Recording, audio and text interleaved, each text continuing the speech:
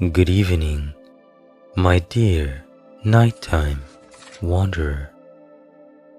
My name is Silas, your storyteller here at Slumberlight Tales.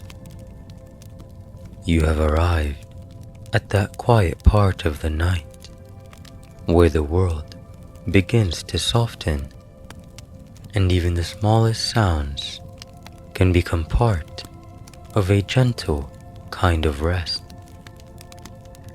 Tonight's journey is simple, a walk before dawn toward an ancient village still held in sleep, and a stone bakery where morning is prepared by careful hands.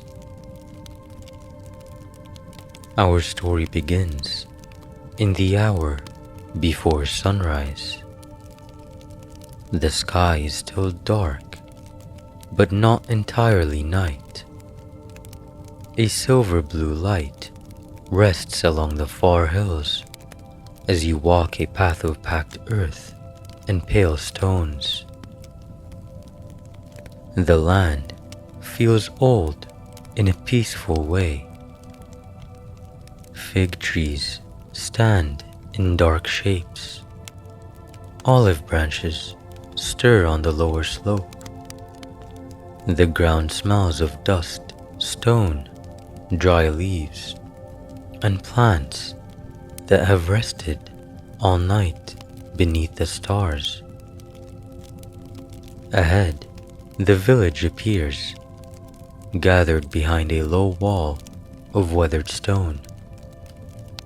Its small houses have flat roofs, wooden shutters, and woven mats over a few doorways.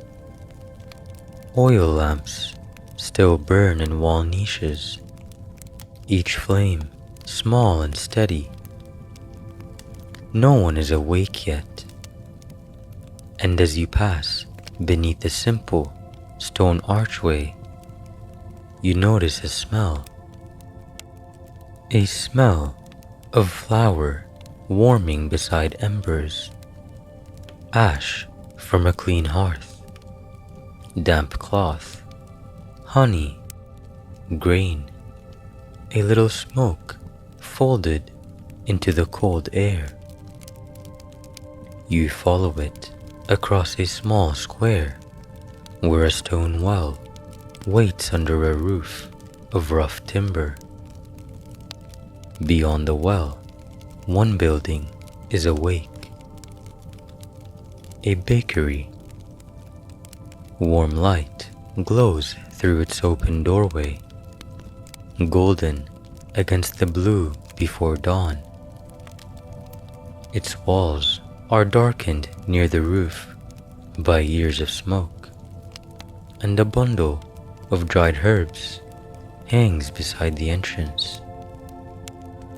Inside, an old baker is already at work. He stands at a long wooden table, worn smooth by years of kneading. His hair is white, his shoulders slightly bent, his sleeves rolled to the elbows. Flour rests on his hands and in the folds of his plain linen tunic. He looks up when you appear at the door, not surprised, not hurried, only attentive. "Come in," he says softly. "The morning batch has just begun." You step inside. The bakery is warm, but not heavy with heat. A wide oven is built into the back wall, its dark mouth breathing a soft, red glow. Shelves hold clay bowls, folded cloths, baskets of grain, jars of salt, honey, and herbs drying from the rafters. The room smells simple and deep. Flour, smoke, olive wood, warm stone, waking yeast, and honey waiting beneath a cloth. Flour dust floats in the lamplight beneath linen cloths. Rounds of dough rest quietly, their surfaces smooth and soft. The baker gestures toward a basin. Warm water there, he says, if you would like to help. You wash your hands, then accept the small clay cup he places beside you. Tea first, he says. It is not a ceremony, only kindness. The tea is pale and fragrant, steeped with mountain thyme. You hold the cup in both hands while he checks the dough, pressing 2 fingers into its surface, waiting for it to rise back, then nodding. The village still sleeps, he says. That is when the bread listens best. The words are not playful. They are simply how he understands the work. He turns to a shelf and takes down 3 empty baskets. There are a few things to fetch before we begin. He hands you a clay jug. Water first, from the well before the sky brightens. You carry the jug outside. The village square is still empty. The well stands in the center, beneath its little roof. The stones around it, worn smooth by many feet. You set the jug down, take the rope, and lower the bucket into the darkness below. Far below, water receives it with a quiet sound. You draw it upward slowly. The wood creaks, the pulley turns, the bucket emerges dark and shining, filled with cold, clear water. As you pour it into the jug, you notice the well's surface. It does not reflect the stars above. Instead, it holds the faint pearly light of morning that has not yet reached the sky. A soft brightness trembles there, as if the well keeps the first part of dawn safe until the village is ready for it. You carry the jug back carefully. The baker accepts it with both hands and sets it beside the flour. Good, he simply says. Then he gives you a small lamp and points toward a low doorway beside the oven. Grain room, the smaller sack on the left, he adds. You duck through the doorway. The grain room is cool and dry. Sacks lean against the walls, tied with cord. The air smells of straw, dry earth, and summer held in darkness. You find the smaller sack on the left. When you lift it, warmth moves faintly through the cloth. Not heat, but memory. You smell sun on tall fields. You hear, very softly, the whisper of grain bending in wind. For one breath, the little room seems to open to late summer. Golden light, insects far away, hands gathering wheat beneath a clear sky. Then it is only the grain room again. You carry the sack to the table. The baker takes a handful of flour and lets it fall through his fingers in a pale stream. Last summer, he says. That is all. The third object is already waiting in a covered niche near the oven. The baker kneels and opens a small clay door built into the wall. Inside, one ember glows. It is no larger than a plum stone, red at the center and dark at the edges. The baker lifts it with iron tongs and places it in a little cup of baked clay. This was kept from last evening's fire, he says.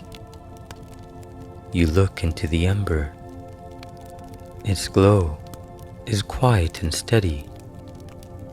Within it, you almost sense closing doors, supper bowls, low voices near hearths, and the tired comfort of a village settling into night.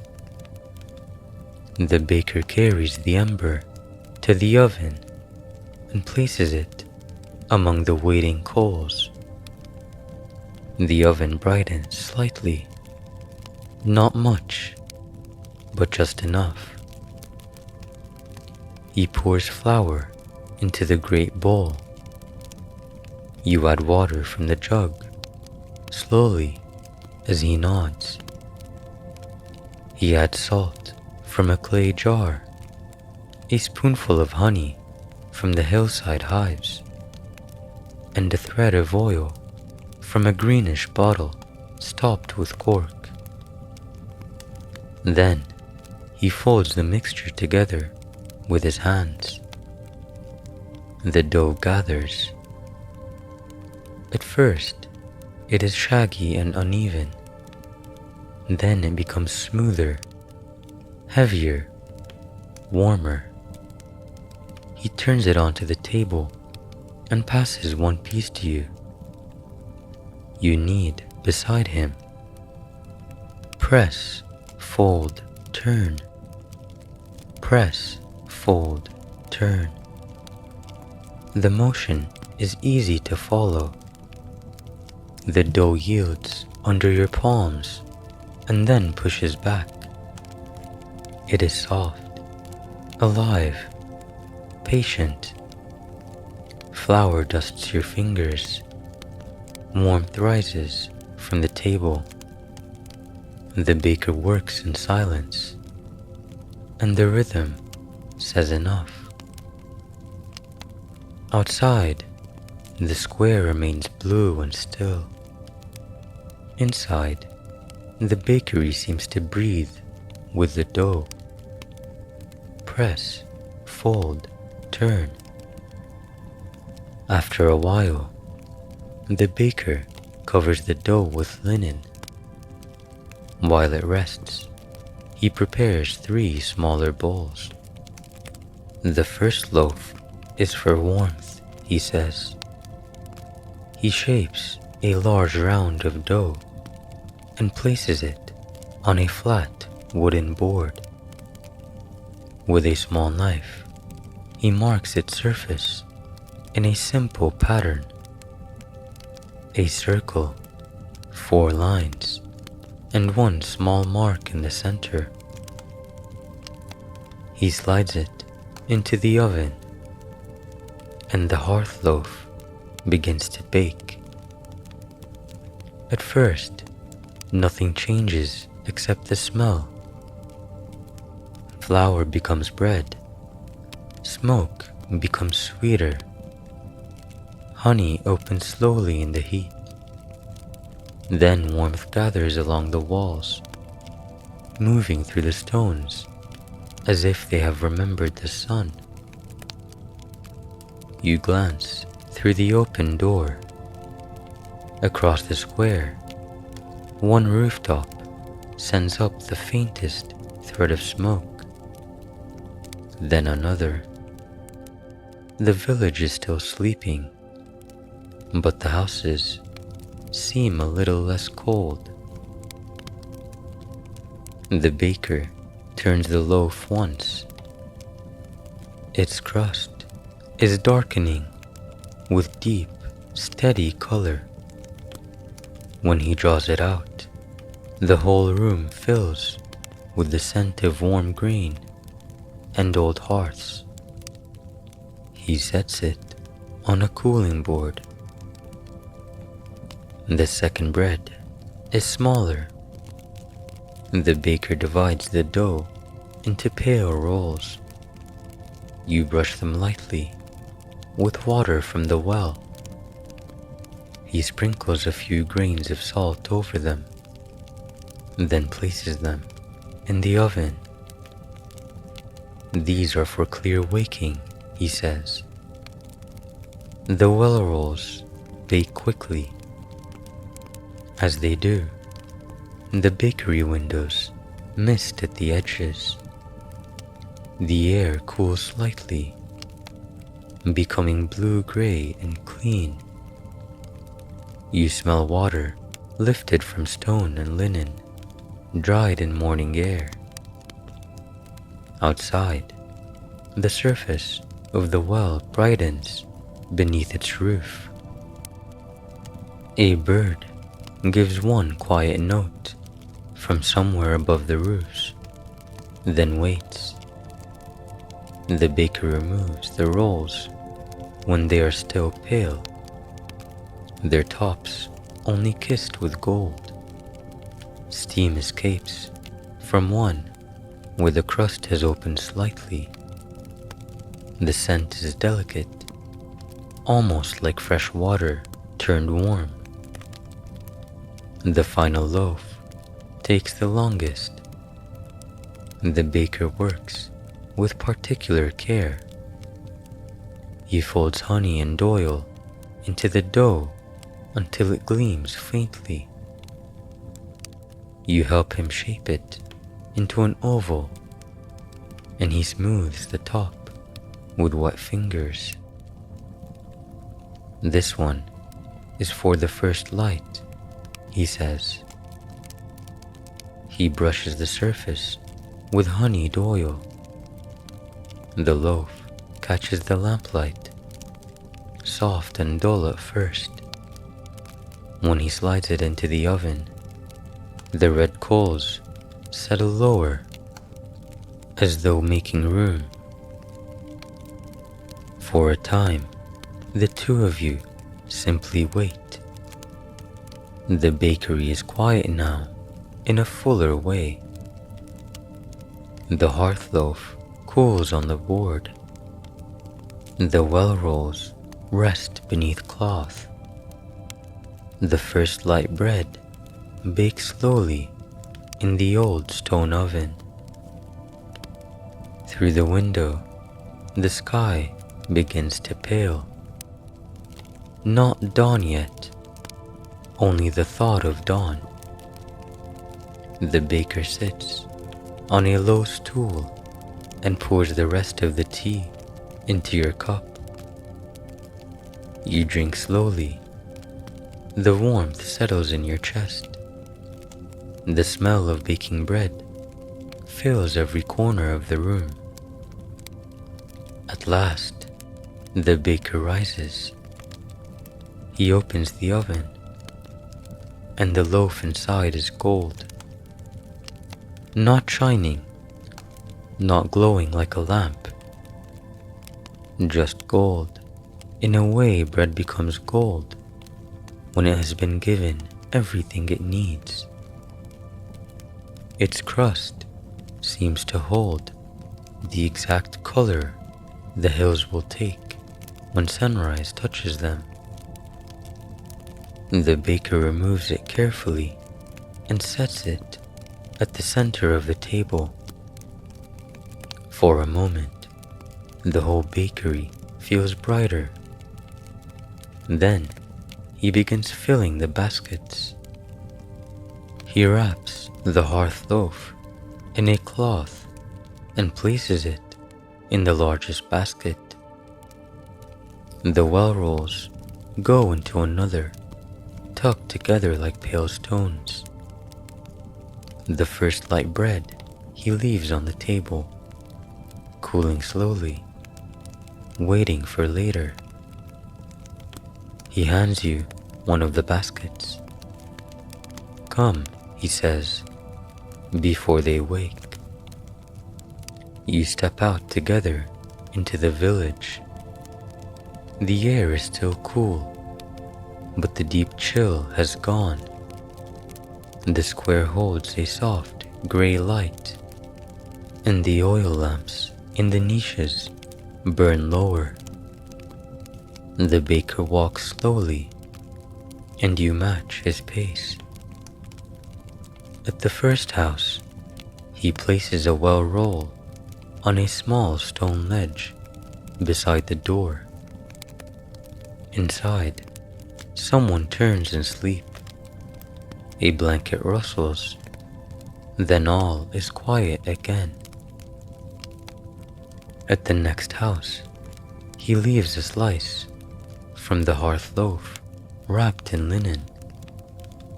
A dog sleeping near the threshold opens one eye, sighs, and settles deeper into itself. You continue down a narrow lane. At a house with two small sandals set beside the entrance, he places two rolls in a shallow dish and covers them with cloth. From within, you hear the soft breath of sleeping children. The bread simply rests there, warm and waiting. Near the goat pen, the baker leaves a coarse piece of crust on the low wall. One goat lifts its head, considers the gift with sleepy seriousness, and lowers its head again without taking it. The baker smiles very faintly. Later, he murmurs. You pass the little gathering house near the square. The baker places a piece of hearth loaf inside on a low table where people will sit later in the day. The room accepts the warmth. A lamp flame inside steadies. Then you go to the house of an old woman near the upper lane. Her door is marked by a strip of red cloth. The baker leaves a well roll and a small piece of honeyed crust, pauses a moment, then moves on. No explanation, only care.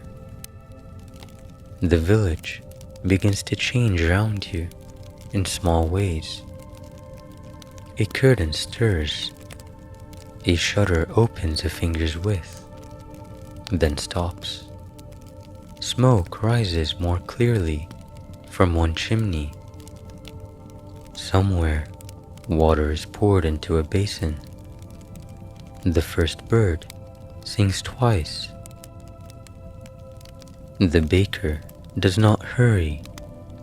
He seems to be placing warmth where it is needed, quietly enough that the village can wake without being startled. At last, you return to the bakery. The sky above the hills has softened to pearl. The stars are gone. The oil lamp outside the bakery still burns, though dawn has begun to make it unnecessary. Inside, the first light bread waits at the center of the table. Its crust has cooled just enough to touch. The baker cuts a small piece with a bronze knife. Steam rises from the open crumb. carrying honey, oil, grain, and warmth. He sets it in a clay bowl beside the door, where the first light will reach it. For the village, he says, the sunlight has not yet entered, but it is close. The baker pours tea once more, fresh this time, darker and warmer than before. You sit in the chair near the oven, hands wrapped around the cup. The chair is simple, but the warmth from the oven has settled into it. The baker sits across from you. For a while, the two of you drink without speaking. Outside, the village begins to wake. Not all at once. A woman opens her shutter and pauses there, breathing in the morning. A child's voice rises softly and fades. The dog at the threshold stands, stretches, and notices its bread. A wooden door opens. The baker listens to all of this. His face is calm, tired perhaps, but peacefully so. You ask whether the village knows what he does before dawn. He looks into his cup for a moment. They know the bread is warm, he says. That is enough. The answer feels complete. You finish your tea slowly. The bakery has changed now. Earlier, it was a place of preparation. Flour moving, water poured, dough folded, oven tended. Now it is a place of rest. The table is dusted white. The bowls are empty. The baskets are stacked by the door. The baker rises only once more to place a small roll beside you, wrapped in a clean cloth. For when you wake, he says. Then he lowers the lamp a little. The chair holds you easily. Warmth gathers at your back. The scent of bread settles around you like a blanket. Honey crust, soft crumb, smoke, flour, and the cool edge of morning air drifting through the open doorway. The baker moves quietly in the room, washing a bowl, folding a cloth, setting the knife back in its place. Each sound is small and careful. Outside, dawn enters the village. A pale beam reaches the square and touches the well roof. Another slips through the bakery doorway and rests on the bowl, holding the first piece of first light bread. The bread catches the light, not brightly, simply enough. You breathe in the warmth of the bakery, the freshness of the morning, the village waking slowly. Your eyes grow heavier. You do not need to leave yet. There is no road asking for your feet, no task waiting in the hills. The old baker does not disturb you. Perhaps he understands that helping morning arrive is tiring in the gentlest way. You lean back in the chair. The woven seat creaks softly beneath you. The oven sighs once as the heat settles deeper into stone. Beyond the doorway, the village continues its quiet beginning. Footsteps pass over the square. A goat finally nibbles the crust left on the wall. Someone draws water from the well, the rope moving in the same slow path your hands followed earlier. All of it feels far enough away to become part of rest. Near you, the baker places one last cloth over the cooling loaves. Then he sits again at the table, hands folded, watching the doorway fill with morning. And as sleep begins to gather around you, you understand something simple and quiet. A peaceful day does not always begin by itself. Sometimes it is prepared by a flower from last summer's fields, by water drawn before sunrise, by one ember kept from the evening before, by hands that press and fold and wait, by someone awake in the blue hour, making warmth for people who are still dreaming. The thought asks nothing of you. It only rests there, gentle and complete. Your breathing slows, and the ancient village, waking kindly beyond the bakery door, continues softly into the day while you drift deeper and deeper into rest.